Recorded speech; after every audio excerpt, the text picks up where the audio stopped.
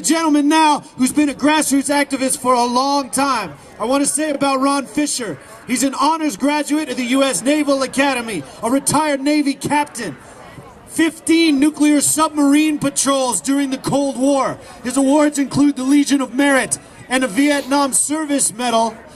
His organization is We the People Now. He's got a bookmark full of salient demands.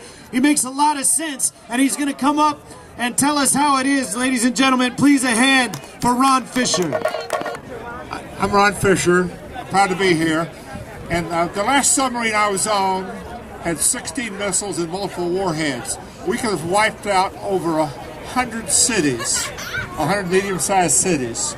Now, I've been a war criminal for that, and I changed, and I believe these other people can change too. They're going to take a lot of pressure, but we can get them to change. We're going to get them to change. And I have outlined on my website, wethepeoplenow.org, and I've got a little bookmark. If you want one of those, you can pick it up off a table. And basically, a couple of thoughts. What we really need to do is figure out how we can work together better.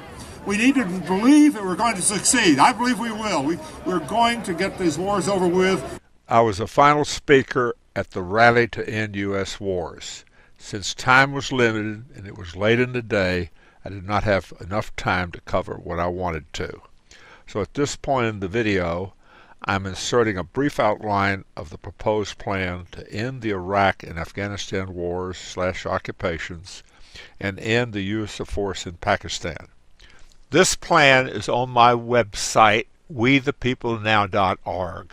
Also on my website is a summary of the illegal invasion/occupation of Iraq and Afghanistan and the offensive ops in Pakistan.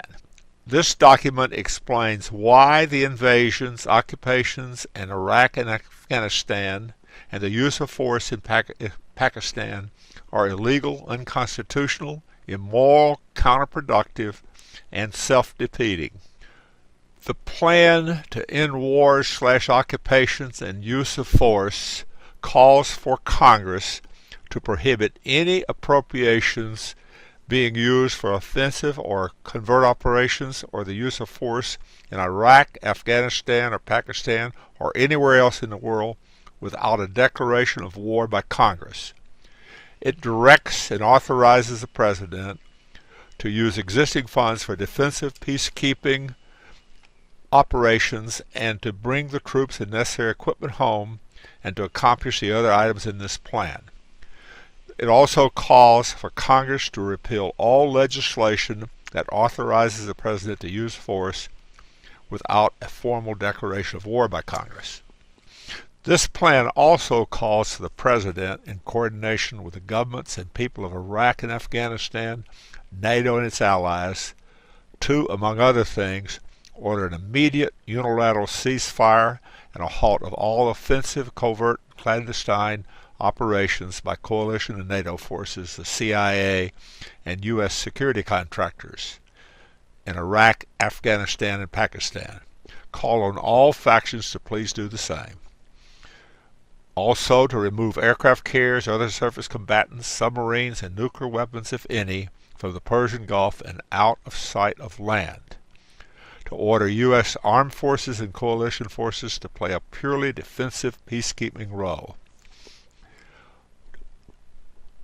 Number 2 is to sincerely apologize to the Iraqis, Afghans, Iranians, and Pakistanis for all attacks, economic sanctions, invasions, devastation, occupations, death, maiming, abuse, and torture, the damage and destruction of home facilities, historical treasure, attempted theft of oil and oil profits and other resources.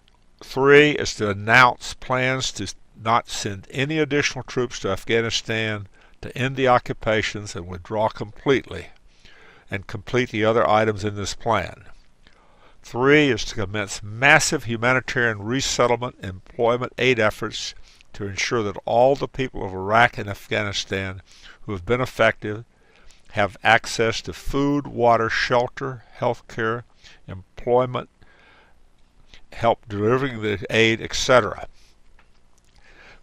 Fund a Marshall Plan for reconstruction, economic development, and job generation for both Iraq and Afghanistan to be executed primarily by Afghanis and Iraqis nationals, not U.S. contractors, to pay other reparations. 4. Once Congress and the President do the above, the insurgency will gradually fade away and the stage will be set for peaceful negotiations.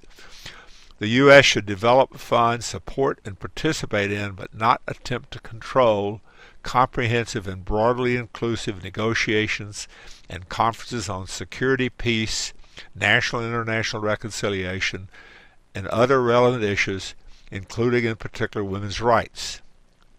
5. In coordination with the governments, fund and request that the United Nations prepare appropriate international peacekeeping missions from neutral nations, with at least 50% of the mission to be from nations with large Muslim populations, to move in, replacing U.S. troops. Permanently close all U.S. military bases and facilities and transfer them along with vehicles and equipments to government and or the international peacekeeping missions. The troops should return home to the U.S. to provide technical, logistics, and training personnel for a new working project administration and civilian conservation corps. That concludes an outline of the key elements of my plan to end occupations/wars and end the use of force. Thanks for viewing this. Please visit my website for additional details and provide me with your comments. Thanks again.